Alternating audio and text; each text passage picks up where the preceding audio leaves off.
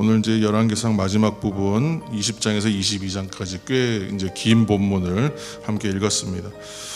이스라엘의 그 오므리 왕조가 시작되면서 이제 왕조가 이어지고 있는데 아합 왕이 아람과 전쟁을 하게 됩니다. 근데 이 역사적 배경을 잘 살펴보면 성경에는 이제 그런 부분이 다 이제 드러나 있지 않지만 이제 실제 이제 배경을 보면 아람의 맹주가 된 다메섹 왕 벤 하닷에 대한 이야기가 있습니다. 북쪽에 지금 저 이제 북이스라엘이 있고 아람이 있고 그 위쪽에 이제 또 아수르가 있습니다. 이제 아수르가 세력이 강해지면서 이제 북쪽에서 아수르가 압박하기 때문에 이제 아람이 하나의 좀 세력으로 뭉쳐지긴 하였지만 이 압박을 좀 받기 때문에 아래쪽으로 내려와서 밀리는 거거든요, 지금. 그래서 아래쪽으로 내려오면서 이제 북쪽에 있는 이스라엘 사마리아를 압박하는 형세가 되면서 일어난 전쟁이다. 이제 이렇게 이해하면 됩니다. 그래서 벤 하닷이 이제 아수르에게 대항하기 위해서 싸워야 되겠는데 아래쪽에 있는 이스라엘이 이제 거슬리는 거예요. 그래서 왜냐하면 아수르하고 북이스라엘이 화친을 맺으면 양쪽으로 압박을 당하기 때문에 이제 이런 이제 국제적인 정세 속에서 이제 외교 관계가 있으니까 이제 먼저 북이스라엘이 만만하기 때문에 제압하고 이제 아수르에 대항하기 위해서 이제 이 벌린 전쟁이 지금 이제 소개되고 있는 전쟁입니다. 두 번의 전쟁이 있었고 이 두 번의 전투를 놀랍게도 이스라엘이 이깁니다. 그런데 이 처음에 이제 압박이 시작됐을 때 아합이 매우 굴욕적인 태도로 취합니다. 처음부터 그냥 겁을 집어먹고 대항하기보다는 그냥 굴욕적인 태도로 그것을 다 받아들이는데 사실 이제 안타까운 것은 뭐냐면 아합이 사실 불과 얼마 전에 갈멜산 전투를 이미 봤잖아요. 그죠? 우리가 이전에 읽었던 성경에 있는 내용들을 전투, 갈멜산에서 하나님의 영광이 임하는 것을 이미 보았습니다. 그리고 자신의 앞서서 달려가는 엘리야, 하나님의 능력이 임한 사람의 행함을 또 보았죠. 그것을 보았음에도 불구하고 자신이 정작 두려워해야 될 존재가 누구인지는 알지 못하고 벤 하닷을 두려워하고 있다. 그것을 이제 우리가 이 성경에서 읽습니다. 그래서 오늘 두 가지를 이제 좀 시간이 별로 없지만 빨리 이제 두 가지 점검을 하려고 합니다. 첫째는 영적 전쟁에 대한 이야기인데 영적 전쟁이라는 것이 이제 어저께 우리 주일날 이제 말씀 가운데서 이제 나눴던 것처럼 뭐 오병이어의 기적 같은 큰 일만 하나님의 일이 아니다 이 말씀드렸던 것처럼 모든 것은 보면 생각지 못하게 작은 일부터 시작되는 거라고 생각해요. 그래서 변화도 작은 것부터 시작해요. 그래서 지금 그 영적 전쟁은 역시 이것도 작은 것부터 갈멜산에서 뭐 바알 선지자와 싸우는 엘리야 같이 그런 큰 싸움 아니면 아람 왕의 이제 이 거대한 군대 뭐 지금 1차, 2차 전쟁의 숫자들, 사망자들, 전사자들 얘기들 보면 규모가 대략 아람 왕의 군대는 10만이 넘는 군대고 또 이쪽의 군대는 채 10,000명이 되지 않는 한 7,000명, 7,000 몇백 명 정도 되는 군대의 전쟁입니다만 이 전쟁같이 큰 전쟁에서만 뭐 이걸 전쟁이라고 하느냐? 그렇지 않다. 영적 전쟁 작은 것에서부터 시작되는 것이다. 예를 들어서 우리가 잘 아는 그 좀 재미있는 이야기 있잖아요. 낙타와 천막 이야기 여러분 아십니까? 사막에서 이제 노숙을 해야 되는데 주인이 텐트 조그만 거 치고 이제 쉬는데 춥다고 이제 낙타가 나 조금만 들어가면 안 되냐고 나 코끝만 넣을 수 있게 해달라고 이렇게 제안을 해요. 그래서 이제 허락하니까 처음에는 코끝이 들어오고 한번 허락해 주니까 그 다음에 뭐가 들어와요? 머리통이 다 들어오고 그 다음에 목이 들어오고 앞발이 들어오고 몸통이 들어오고 결국은 낙타가 그냥 천막 차지하고 주인은 밖으로 쫓겨났다는 얘기가 있잖아요. 그것처럼 주객이 전도되었다는 뭐 얘기로 해석할 수도 있는데 우리가 영적 전쟁이라고 하는 것은 작은 것 하나, 사소한 것이라 여기는 하나 포기하고 물러나기 시작하면 거기서부터 시작해서 계속 밀리는 거예요. 그래서 전체적으로 영적 전쟁은 마귀와의 전쟁에서 패배하게 되는 이유는 작은 것부터 포기했을 때 결국은 진다는 거예요. 그래서 이 영적 전쟁은 항상 작은 것에서의 싸움에서 우리가 유념해야 된다. 이거는 뭐 별거 아니고 이건 대수롭지 않은 일이고 이 정도는 괜찮겠지 하는 그 자리입니다.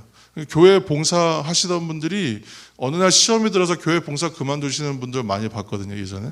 근데 그런 분들이 뭐 하냐 보면 한 가지 내려놔요. 여러 가지 일을 하시다가. 그리고 하나씩 포기하고 또 하나씩 포기하다 보면 나중에 예배도 포기하게 됩니다.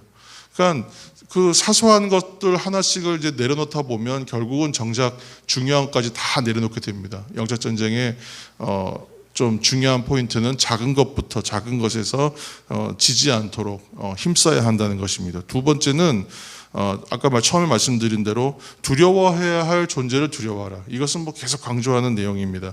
우리가 두려워해야 할 분은 하나님 한 분밖에 없어요.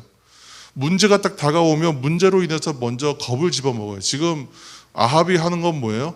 거대한 세력이 이제 앞으로 오고 저기 지금 32개의 도시국가를 다 아울러서 아람이란 큰 세력으로 통일되었기 때문에 저 세력이 밀고 내려가면 우리는 분명히 진다 생각하니까 처음부터 그 굴욕적인 제안을 하는데도 그냥 다 받아준답니다. 그게 왜요? 그 문제로 인한 두려움에 먼저 빠지는 거예요. 그런데 우리가 두려워할 존재는 문제를 두려워하는 게 아니라 문제 너머에 계신 하나님을 두려워해요.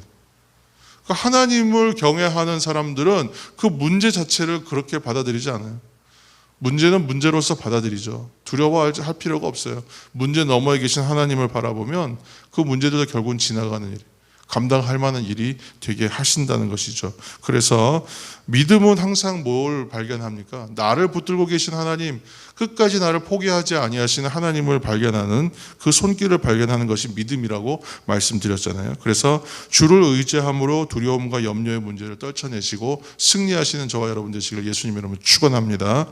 오늘 이제 그 20장 이하의 말씀들을 보시면 8절에 장로들과 백성들이 나오고 13절에는 한 무명의 선지자가 전쟁에서 이길 것을 얘기합니다. 그러니까 장로들과 백성들이 아합 왕에게 힘을 실어줘요.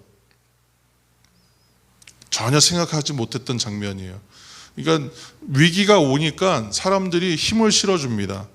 합심해줘요. 그리고 병력이 한 7천 몇백 명밖에 안 되는 거죠. 숫자는 지금 뭐 숫자로서는 도저히 비교가 안 되는 전쟁입니다. 그런데 이 전쟁에서 승리해요. 아합은 역사적으로 역대로 가장 악한 왕이요 하나님으로부터 반대 방향에 있었던 사람이라고 얘기해서 심판받아야 될 대상인데 왜 하나님께서 아합에게 승리를 주시는가? 이거 한번 생각해 보아야 되지 않겠습니까? 근데 잘 생각해 보아야 돼요. 우리가 이전 시간에 뭐라 그랬냐면 하나님께서 엘리야를 통하여 권능을 나타내어 아합에게 보여주신다. 그런데 그것도 한 장면만 노출하는 것이 아니라 계속 그 앞서 달려가게 하시면서 하나님의 그 능력이 임하는 사람의 삶을 계속 보여주는 것은 하나님께서 그에게 회심의 기회를 주는 거다라고 저는 해석한다고 말씀드렸잖아요. 그것처럼 지금 아합에게는 계속 기회가 있는 거예요. 이 위기 속에서 또 건져주세요. 그렇죠? 그리고 뒤에 가서 나봇의 포도원을 빼앗는 또 악행을 또 저질렀을 때 거기 이제 진짜 심판받아서 죽을 자리거든. 그런데 거기서도 죄를 뒤집어 쓰고 하나님 앞에 겸비하여 회개하였더니 그 당시에 이 재앙이 임할 것을 피하게 하시고 다음 때로 밀어주시는 또 긍휼을 또 자비를 베풀어 주십니다. 그러니까 하나님은 긍휼의 하나님이시고 자비의 하나님이시고 그러니까 공의의 하나님이시지만 동시에 사랑의 하나님이시고 하나님 앞에는 회개의 기회가 항상 있다는 것. 이것도 참 은혜의 이야기입니다. 그러나 아합은 끝까지 깨닫지 못해요. 아합은 결국은 하나님의 은혜를 어떻게 해석하건 하나님의 권능과 능력과 은혜를 무엇으로 해석하냐면 문제 해결의 수단으로만 보는 거예요. 정작 그 하나님께서 하시고 하나님을 봐야 되는데 하나님의 능력은 하나의 수단으로만 여긴다는 것입니다. 이전에 우상 숭배했었기 때문에 하나님 신앙의 생활이 그런 형태로 굳어졌던 것 같아요. 그러니까 오늘 등장인물인 장로들과 백성들과 무명의 선지자와 벤 하닷 아람 군대와 또 아합을 통해서 우리가 발견하는 것은 무엇인가? 결국은 신앙의 도전이 올 때 두려움으로 쉽게 포기하지 마라. 먼저 겁부터 먹고 짐작으로 물러나려고 그렇게 겁먹지 말라는 거예요. 찬찬히 살펴보면 그렇게 심각하지 않아요. 이길 길이 있고 피할 길이 있어요. 처음에 탁 얘기 들으면 숨이 막히고 죽을 것 같고 끝난 것 같아요. 그러나 찬찬히 여러분 기도하면서 하나님 앞에 나아가서 기도하면서 물어보세요. 그러면 그 마음에 먼저 뭐가 오냐면 평강이 와요. 그리고 판단이 되기 시작해요. 그리고 생각지 못했던 장로들과 무명의 선지자와 같은 사람들을 하나님 때로는 붙여주시고 기가 막힌 방법들로 나에게 붙여주셔서 그 길을 해결하고 이기고 헤쳐나갈 방법들이 열릴 때도 있다는 거예요. 근데 그 사실을 여러분 기억하시면서 하나님을 신뢰하는 믿음 하나 여러분 붙드시기를 예수님 이름으로 축원합니다. 말씀 하나 굳게 붙잡으시기를 다시 한번 예수님 이름으로 축원합니다. 그러면 반드시 하나님께서 우리를 승리의 길로 인도하여 주십니다. 오늘 이 말씀을 생각하시면서 여러분 기도하실 때에 하나님 나로 하나님 앞에 믿음으로 든든히 세워주시고 오늘 이 하루도 하나님 말씀 붙들고 승리하는 하루로 살게 도와주옵소서. 함께 기도하신 저와 여러분 되시기를 예수님 이름으로 축원합니다.